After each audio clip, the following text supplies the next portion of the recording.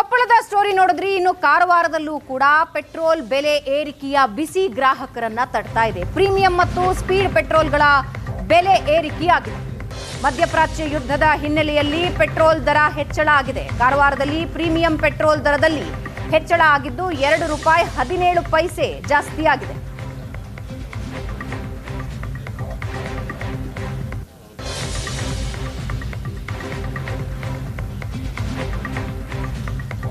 ವಾಣಿಜ್ಯ ಬಳಕೆಯ ಅಡುಗೆ ಅನಿಲದ ಬೆಲೆ ಏರಿಕೆಯ ಬೆನ್ನಲ್ಲೇ ಈಗ ಪೆಟ್ರೋಲ್ನ ಬೆಲೆಯೂ ಏರಿಕೆಯಾಗಿರುವಂಥದ್ದು.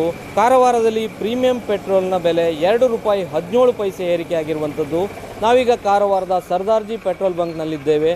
ನಿನ್ನೆ ಏನು ದರ ಪರಿಷ್ಕರಣೆಯಾಗಿದೆ, ₹111.39 ಇದ್ದಂಥ ಪೆಟ್ರೋಲ್ನ ಬೆಲೆ ಈಗ ₹113.56 ಆಗಿರುವಂಥದ್ದು.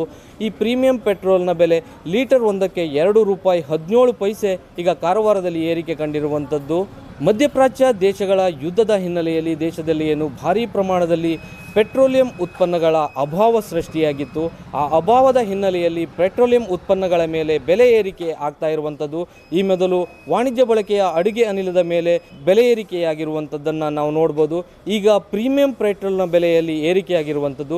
ಕಾರವಾರದಲ್ಲಿ ₹2.17 ಏರಿಕೆಯಾಗಿರುವಂಥದ್ದು. ಈಗ ಗ್ರಾಹಕರು ₹2.17 ಏರಿಕೆಯಾದ ಪ್ರೀಮಿಯಂ ಪೆಟ್ರೋಲ್ನ ಬಿಟ್ಟು ಸಾಮಾನ್ಯವಾಗಿ ಸಿಗುವಂಥ ಪೆಟ್ರೋಲನ್ನು ಬಳಕೆ ಮಾಡ್ತಿರುವುದನ್ನು ಸಹ ನೋಡ್ಬೋದು. ಮಧ್ಯಪ್ರಾಚ್ಯ ದೇಶಗಳ ಯುದ್ಧದ ಹಿನ್ನೆಲೆಯಲ್ಲಿ ದೇಶದಲ್ಲಿ ಭಾರೀ ಪ್ರಮಾಣದಲ್ಲಿ ಪೆಟ್ರೋಲಿಯಂ ಉತ್ಪನ್ನಗಳ ಅಭಾವ ಸೃಷ್ಟಿಯಾಗ್ತಾ ಇದೆ. ಆ ಹಿನ್ನೆಲೆಯಲ್ಲಿ ಈಗ ಪೆಟ್ರೋಲ್ ಸೇರಿದಂತೆ ಅಡುಗೆ ಅನಿಲದ ಬೆಲೆಯೂ ಏರಿಕೆಯಾಗಿರುವಂಥದ್ದು. ಮೊದಲು ವಾಣಿಜ್ಯ ಬಳಕೆಯ ಅಡುಗೆ ಅನಿಲದ ಬೆಲೆ ಏರಿಕೆಯಾಗಿತ್ತು. ಈಗ ಪ್ರೀಮಿಯಂ ಪೆಟ್ರೋಲ್ನ ಮೇಲೆ ಬೆಲೆ ಏರಿಕೆಯಾಗಿರುವಂಥದ್ದು. ಗ್ರಾಹಕರು ಈಗಾಗಲೇ ಪ್ರೀಮಿಯಂ ಪೆಟ್ರೋಲ್ನ ಬಿಟ್ಟು ಸಾಮಾನ್ಯವಾಗಿ ದೊರೆಯುವ ಪೆಟ್ರೋಲನ್ನೇ ಬಳಸ್ತಾ ಇರುವಂಥದ್ದು.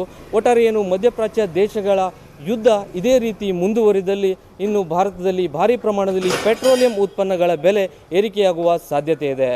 ಗಿರೀಶ್, ಏಷ್ಯಾನೆಟ್ ಸುವರ್ಣ ನ್ಯೂಸ್, ಕಾರವಾರ.